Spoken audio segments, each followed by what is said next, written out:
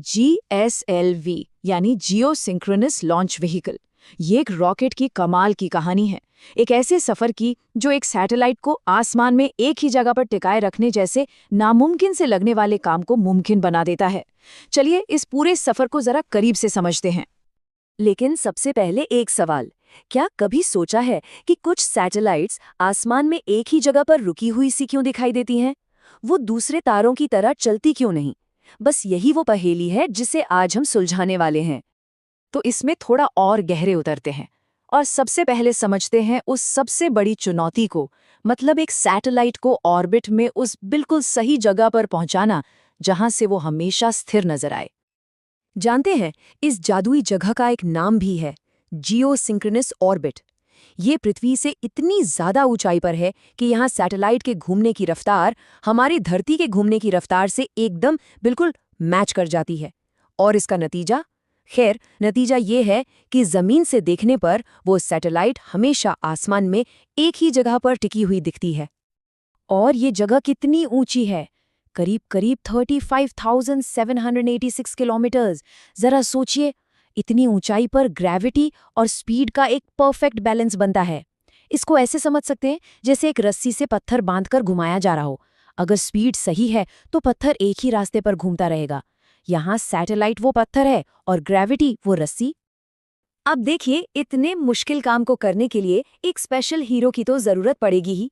तो मिलिए GSLV से। ऑर्बिट की इस पहेली को सुलझाने के लिए बनाया गया एक खास समाधान। GSLV यानी जियो सिंक्रोनस सैटेलाइट लॉन्च व्हीकल। देखिए, इसका पूरा मकसद तो इसके नाम में ही साफ साफ लिखा है। ये एक ऐसा लॉन्च व्हीकल है जिसे खास तौर पर जियो सिंक्रोनस ऑर्बिट में सैटेलाइट्स को भेजने के लिए ही डिजाइन किया गया है। तो मतलब साफ है, ये कोई आम रॉकेट नहीं है। इसे स्पेस के सबसे मुश्किल और सबसे सटीक कामों में से एक के लिए बनाया गया है। ये एक हाई परफॉर्मेंस मशीन है जो इंजीनियरिंग की हदों को पार करती है।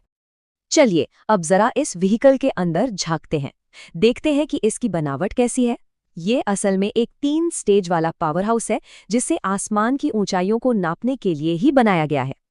इसे समझने का एक बहुत ही आसान तरीका है। सोचिए कि ये स्पेस तक की एक 3 हिस्सों वाली रिले रेस है।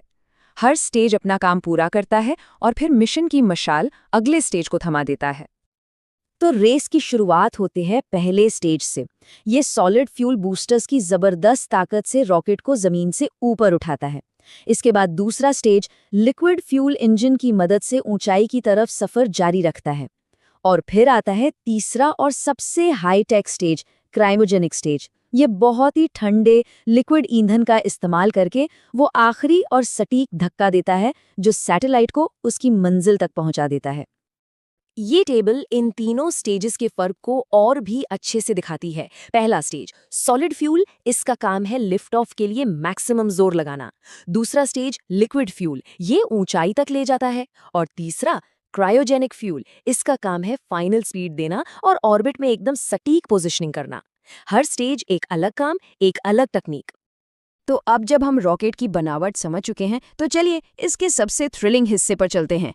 लॉन्च पैड से लेकर लगभग 36,000 किलोमीटर ऊपर तक की इसकी पूरी यात्रा। लॉन्च के बस कुछ ही सेकंड में इंजन गरज उठते हैं और GSLV आसमान की ओर बढ़ जाता है। करीब 2 मिनट बाद बूस्टर्स अपना काम करके अलग हो जाते हैं।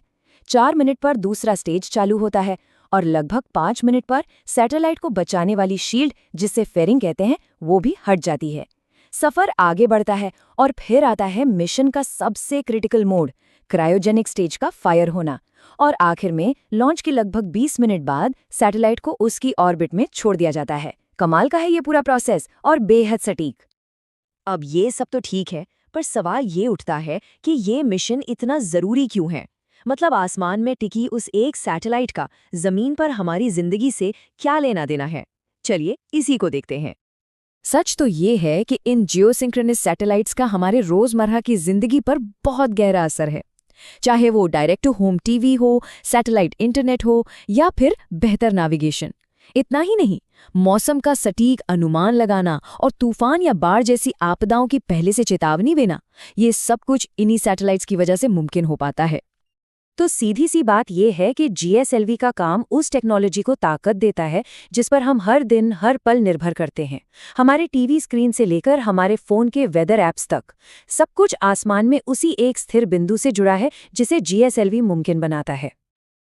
तो आज हमने जीएसएलवी की इस शानदार यात्रा को समझा, पर यह हमें एक नए सवाल के सामने लाकर खड़ा करता है। जैसे जैसे हमारे ऑर्बिट्स में भीड़ बढ़ रही है, वहां सैटेलाइट्स को सही जगह पर पहुंचाने में अगली बड़ी चुनौती क्या होगी? इस पर सोचिएगा जरूर।